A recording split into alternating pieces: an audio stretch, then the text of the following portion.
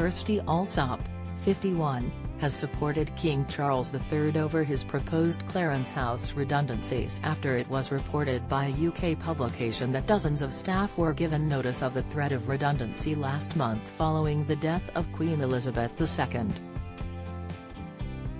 At the time of the report, the location presenter backed the new monarch. Taking to Twitter, she initially penned, "Supposedly it's totally wrong for Clarence House to send letters saying regretfully there will be some redundancies but we'll do all we can to help before the funeral. But it's okay to have a go at the actual person that has lost his actual mum for doing so. Good to know."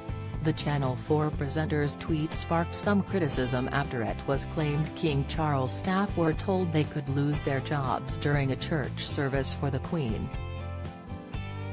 Those believed to be impacted by the redundancy notices are said to be private secretaries, the finance office, the communications team and household staff.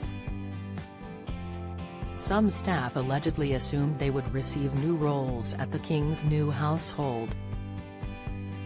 But sources said they had no indication of what was coming until they received a letter from Sir Clive Alderton, the King's top aide.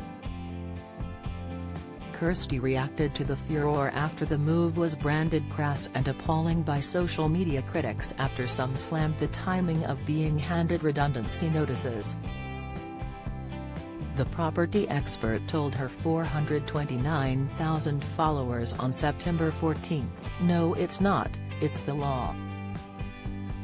They are supposed to be told there is a risk of redundancy as soon as possible. They've already waited nearly a week, staff have lives to lead and plans to make and there is a process that must be followed by law." The broadcaster went on to suggest the future may be very different for Prince George, who will one day take the throne.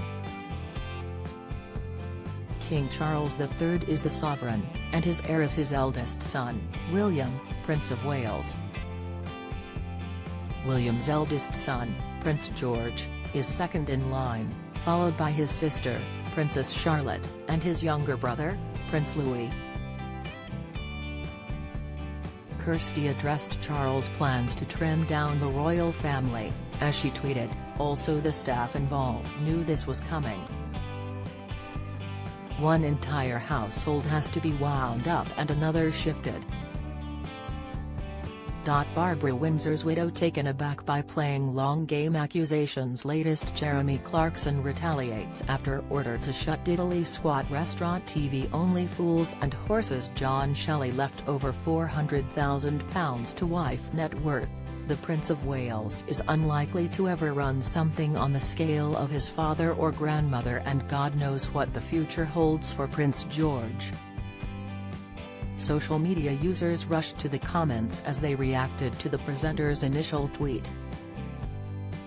Harry Wallop said, "Oh, come on Kirstie. It was terrible. Terrible PR, terrible employment practice, terrible on every level.